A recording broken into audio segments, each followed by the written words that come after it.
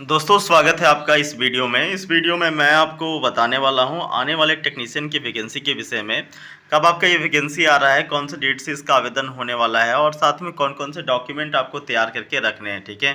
साथ में दोस्तों आप एएलपी इस बार कौन से ज़ोन से आप अप्लाई करेंगे ताकि आपका जो सिलेक्शन है उसके चांसेस मैक्सिमम यहाँ पे हो जाएँ।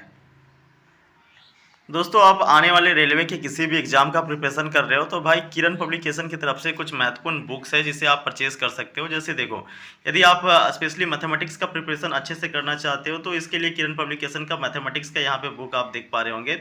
ये आपका सॉल्व पेपर है प्रीवियस ईयर, जितने भी प्रीवियस ईयर के अंदर जितने भी पेपर हुए हैं, जैसे कि आपका एएलपी हो गया, टेक्नीशियन हो गया, ग्रुप डी हो गया, एनटीपीसी हो गया, ठीक है, जेई हो गया। ये सारे पेपर्स का जो जितने भी क्वेश्चंस हैं उसको आपका टाइप वाइज और चैप्टर वाइज यहाँ पे सॉल्व कराया गया है, जो कि बेहतरीन सॉल्यूशन है दोस्तों, आप ले सकते हो। इससे आपका क्वेश्चन जो है मैथमेटिक्स के अंदर पेपर में कोई भी क्वेश्चन नहीं छूटेगा, ठीक है। इसी प्रकार से दोस्तों रीजनिंग का भी पेपर आपको देखने को मिल जाएगा। ये भी आपका चैप्टर वाइज टाइप वाइज देखने को मिलेगा, जो कि सभी प्रीवियस जितने भी पेपर हुए हैं यहाँ पे रेलवे के अंदर सभी पेपर का टाइप वाइज और चैप्टर वाइज सॉल्यूशन कराया गया है। उसी प्रकार से दोस्तों यदि आप जो है वो अपना जनरल मतलब यहाँ पे विज्ञान का या फिर आप कह सकते हो साइंस का लेना चाहते हो तो ये भी देखो साइंस का ये मिल जाएगा। इसमें भी आपका चैप्टर वाइज सॉल्यूशन कराया गया है। और दोस्तों यदि आप जनरल नॉलेज का लेना चाहते हो तो जनरल नॉलेज के लिए ये वाला पुस्तक को आप ले सकते हो, ठीक है। यदि केवल आप आने वाले एएलपी सीबीटी 1 की तैयारी करना चाहते हो तो इसके लिए भी देखो सीबीटी 1 का यहाँ पे सॉल्व पेपर दिया गया है, जो कि 2024 के अंदर एग्ज़ाम कंडक्ट कराया गया था। 25 नवंबर से 29 नवंबर के बीच में टोटल 15 शिफ्टों में पेपर कराया गया था। ये सारा का सारा 15 शिफ्ट का सॉल्यूशन आपको देखने को मिल जाएगा, तो ये आप ले सकते हो, जिससे आपको सीबीटी 1 में आने वाले क्वेश्चंस का अंदाज़ा लग जाएगा, ठीक है। ये आपका हिंदी इंग्लिश दोनों में मिल जाएगा, तो जिस भी भाषा में आप कंफर्टेबल होंगे उस भाषा में आप पुस्तक ले सकते हैं। दोस्तों ये सारे पुस्तक जो है वो आप नज़दीकी बुक स्टोर पे ले पाएंगे या फिर आप चाहो तो ऑनलाइन भी परचेज कर सकते हो। इसका लिंक मैं आपको डिस्क्रिप्शन बॉक्स में दे दूंगा।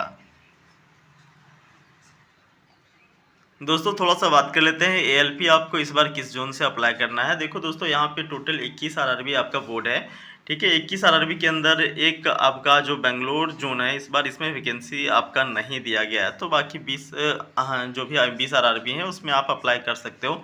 तो देखो ये 20 आरआरबी में से कौन से आरआरबी से आपको अप्लाई करना है ताकि आपके सिलेक्शन के चांसेस जो है वो बढ़ जाएँ। अभी आप देखोगे 2024 के अंदर यहाँ पे जो एएलपी की वैकेंसी आई हुई थी, लोगों ने भर-भर के फॉर्म भरा और यहाँ पे जो भी लोगों को लग रहा था कि ये ज़ोन जो है वो सबसे आसान रहेगा, यहाँ पे कट ऑफ सबसे कम जाएँगे, उसी ज़ोन से कट ऑफ यहाँ पे सबसे अधिक गया। आप देखोगे तो मैं आपको दिखा रहा हूँ, जो ये आपका कट ऑफ का जो एरिया है ये आपका डिक्रीजिंग ऑर्डर में है, ठीक है। यानी कि सबसे ज़्यादा कट ऑफ जो है वो देखो मुंबई में 57, उसके रांची में 61, मतलब एक ऑन एन एवरेज जो है ऊपर वाले आप देखोगे तो जितने भी ये दिए गए हैं वो हाई कट ऑफ वाला एरिया है, जबकि नीचे वाला थोड़ा सा लो कट ऑफ वाला एरिया है, ठीक है। आप यहाँ पे जैसे कि कई लोगों को लग रहा था गुवाहाटी में कम कट ऑफ जाएगा, देखोगे तो 65 यहाँ पे लगा यूआर का, ओबीसी वालों का 49 लगा, ठीक है। फिर लोगों को लग रहा था कि भाई चेन्नई में जो है वो यहाँ पे बहुत लो जाएगा या फिर बहुत हाई जाएगा, तो देखिए on an average cut of लगा है 49। तो ये देखो सारा का सारा डेटा आपके सामने मैंने रख दिया है कि कहाँ पे जो है कट ऑफ क्या लगा है, जिससे आप आइडिया लगा पाओगे कि किस जोन से आपको अप्लाई करना चाहिए। लेकिन मैं आपको एक सजेशन देना चाहूँगा यहाँ पे कि देखो आपको जो है ना, सबसे पहले अगर आप पहले से जॉब पे हो तो आप घर के नज़दीक फॉर्म फिलअप करना। दूसरी बात आपको क्या करना है कि आप अपना कैटेगरी, मान लो आप ओबीसी कैटेगरी से हो या फिर ईडब्ल्यूएस या फिर एससी एसटी कैटेगरी से, तो आप अपना जोन के अंदर जो भी जोन से आप अपना फॉर्म को अप्लाई करना चाहते हो उस जोन में आप अपना वैकेंसी को देख लेना। जैसे ओबीसी कैटेगरी से हो तो भाई ओबीसी के अंदर कितनी वैकेंसीज है वो आपको एक बार देख लेना है, ठीक है। इतना देखने के बाद दोस्तों फिर आपको क्या करना है, फिर आपको जो है वो जोन यहाँ पे सेलेक्ट कर लेनी है और फिर आपको अप्लाई कर देना है, ठीक है।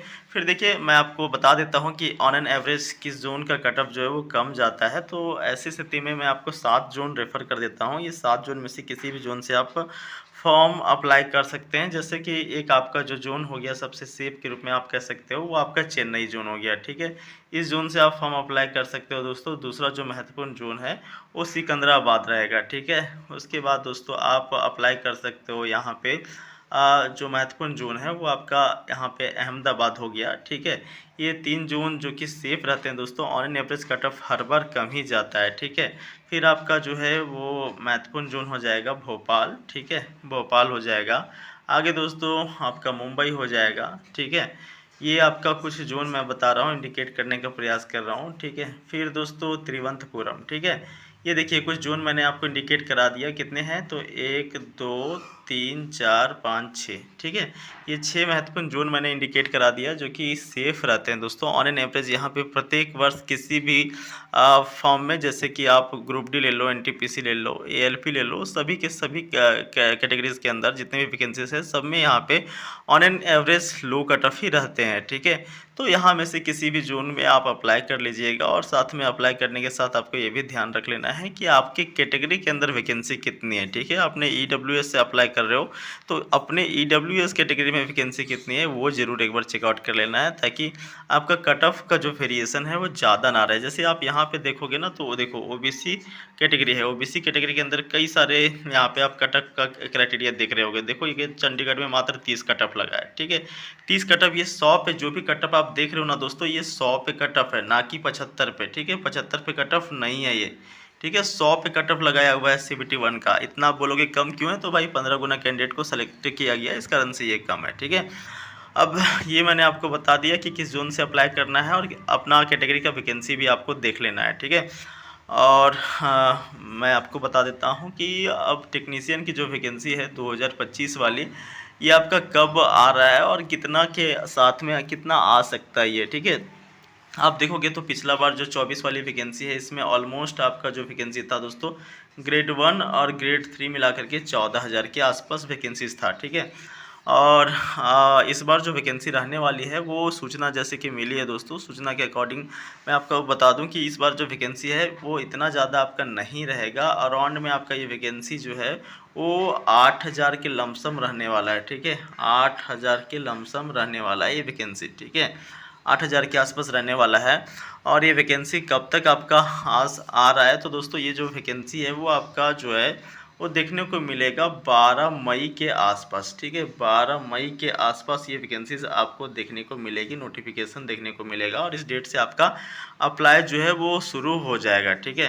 तो 1 महीने का गैप जो है वो रखा जाएगा यहाँ पे एएलपी और टेक्नीशियन के बीच में, ताकि ये सिलसिला जो है वो सही से कंप्लीट हो पाए। 1 महीने तक का इसका आवेदन है, फिर आपका जो है वो टेक्नीशियन का स्टार्ट कर दिया जाएगा, ठीक है। 12 मई तक का आप चांस ले लो, 12 मई तक का आपका जो है वो आवेदन शुरू हो जाएगा। अभी आपको क्या करना है, तो अभी आपको जो है वो मुख्य रूप से डॉक्यूमेंट्स तैयार कर लेने हैं। जैसे कि आप एससी से हो, मतलब community SC ST OBC NCL, ठीक है, एनसीएल, या फिर आप जो है वो ईडब्ल्यूएस से हो, तो आपको अपने कम्युनिटी का सर्टिफिकेट तैयार कर लेना है। क्योंकि देखो अभी जो डॉक्यूमेंट वेरिफिकेशन का प्रोसेस हो रहा है टेक्नीशियन के अंदर, ये अभी नया वाला ओबीसी एनसीएल या फिर नया वाला एससी एसटी नहीं मांग रहा है, ठीक है। जो आपने फॉर्म भरते वक्त डाला था वही आपका ओबीसी एनसीएल, वही आपका ईडब्ल्यूएस एससी एसटी मांग रहा है। ऐसा भी नहीं है कि रेलवे वाला फॉर्मेट पे मांग रहा है, ठीक है। जो आपने फॉर्म भरते वक्त अप्लाई कर दिया था उसी फॉर्मेट पे, उसी ऑनलाइन वाला फॉर्मेट पे आप दिखा दोगे तो चल जाएगा। तो ये चीज़ आपको ध्यान रख लेना है कि अभी आपको सेंट्रल से ओबीसी एनसीएल अप्लाई कर देना है, या फिर सेंट्रल वाला एससी एसटी या ईडब्ल्यूएस सर्टिफिकेट जो होता है वो आपको अप्लाई कर देनी है। और वही जो सर्टिफिकेट होगा कम्युनिटी सर्टिफिकेट, जिसे आप अप्लाई करते हो उसे आपको सेव रख लेना है अपने जो भी डॉक्यूमेंट्स का फाइल होगा उसमें, क्योंकि वही डॉक्यूमेंट फिर आपसे डॉक्यूमेंट वेरिफिकेशन के टाइम में मांगा जाएगा, ठीक है। तो इन बातों को आपको ध्यान रख लेनी है। बाकी दोस्तों ये तो कंफर्म है कि बस आपको 1 महीने का वेट कर लेना है। 1 महीने के बाद ये वैकेंसी आ जाएगी, तब तक आप अपना डॉक्यूमेंट तैयार करके रखें। और एएलपी का जो वैकेंसी मैंने आपको बता दिया कौन कौन से जोन से अप्लाई कर लेनी है, ठीक है। और अपना कैटेगरी का वैकेंसी आपको देख लेना है, ठीक है। बाकी दोस्तों जो भी नोटिफिकेशन आते हैं चैनल के माध्यम से आपको अपडेट कर दिए जाएंगे। चैनल को सब्सक्राइब करके रखिएगा।